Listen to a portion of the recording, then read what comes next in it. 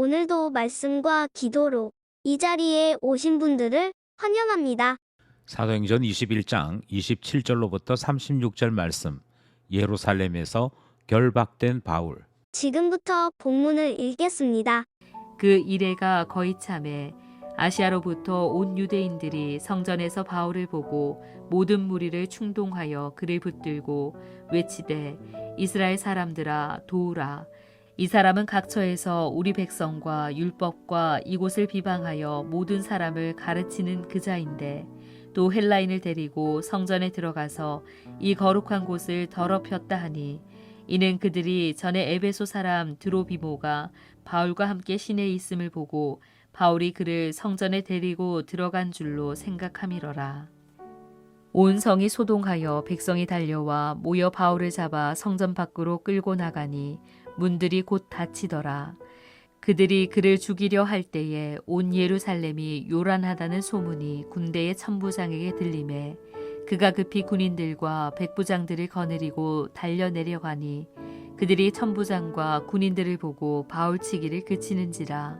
이에 천부장이 가까이 가서 바울을 잡아 두세 사슬로 결박하라 명하고 그가 누구이며 그가 무슨 일을 하였느냐 물으니 무리 가운데서 어떤 이는 이런 말로 어떤 이는 저런 말로 소리치거늘 천부장이 소동으로 말미암아 진상을 알 수 없어 그를 영내로 데려가라 명하니라.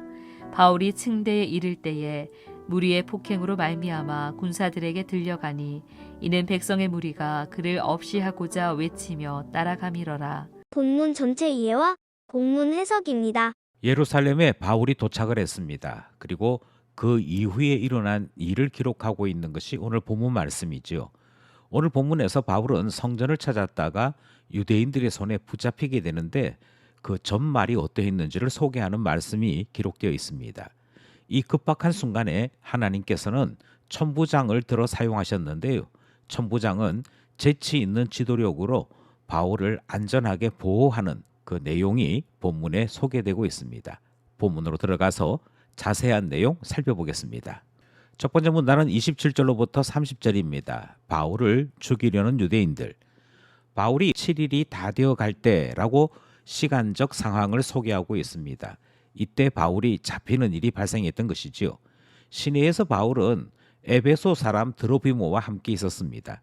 이것이 여러 사람들의 눈에 띄었고 특별히 아시아로부터 온 유대인들의 눈에 띄었던 것 같습니다. 이 이후에 바울은 성전에 있었는데 사람들이 착각한 것이지요.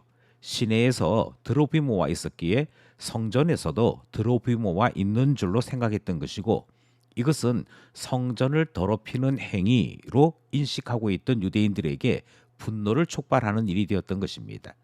여기서 중요한 것은 아시아로부터 온 유대인들 눈에 그렇게 비쳤다 하는 점이지요.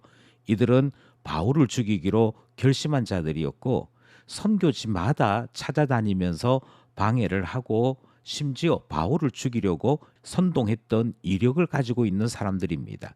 그들이 예루살렘까지 찾아왔고 지금 그 예루살렘에서 그들이 행하였던 악한 행동을 되풀이하고 있는 것이지요. 문제는 예루살렘 사람들이 이들의 선동에 사로잡혀 바울이 성전을 더럽혔다라고 생각하고는 성전에서 바울을 붙잡고 내쫓아 버립니다. 바울이 밖으로 나가자마자 성전 문이 닫혔다 하는 말씀으로 첫 번째 문단이 끝을 맺고 있지요. 바울을 죽이려는 유대인들의 모습이 기록된 첫 번째 문단입니다. 둘째 본문은 31절로부터 36절입니다. 바울을 구한 천부장.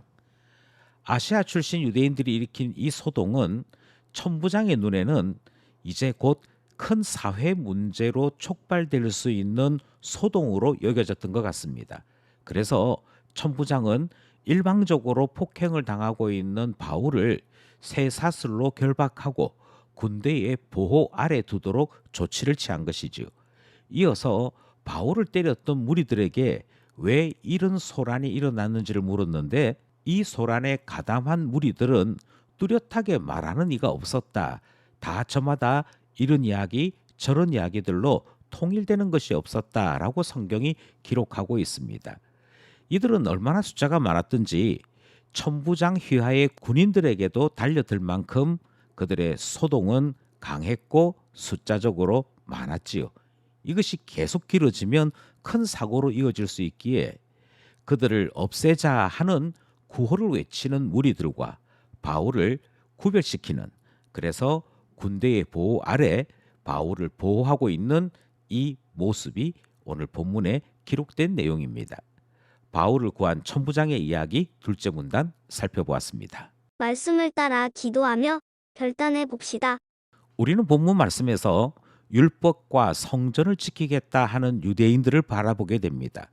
그런데 그들은 율법과 성전은 지키면서 사람의 생명은 지키지 않습니다.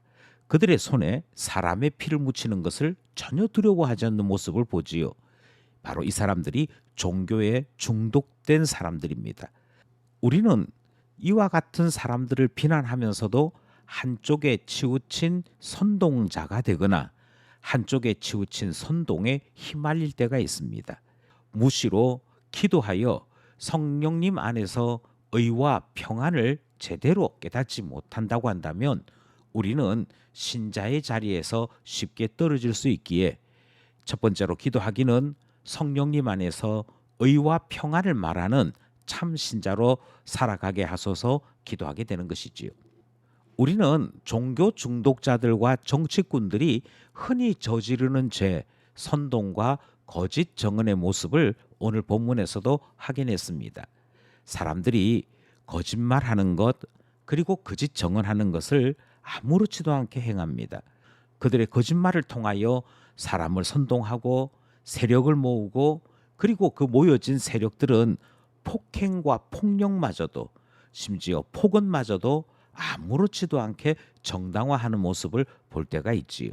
이것은 신자가 삶으로서 하나님을 예배하는 모습이 아니기에 주님 앞에 다시 한 번 더 기도하게 되는 것입니다. 문제가 있을 때 주님께 맡길 줄 아는 신자, 문제가 있을 때 기도로 문제 앞에 서는 신자, 그것이 우리 삶의 표준인 줄 알아 주님 앞에 기도하기를, 주님께 맡기고 기도로 주님 앞에 설 줄 아는 신자 되게 하소서 기도하게 되는 것입니다. 마지막으로 하나님은 천부장을 사용하셔서 바울을 보호하시는 것 살펴보았습니다. 주님은 동일하게 우리에게도 그와 같이 행하시는 신실하신 하나님이시지요. 주님을 믿는 믿음으로 오늘도 주와 함께 동행하는 우리 자신 되어야겠기에 주를 믿는 믿음 주소서 기도하게 되는 것입니다. 오늘도 말씀과 기도로 삶의 예배를 드리는 우리 모두 되기를 간절히 소원합니다.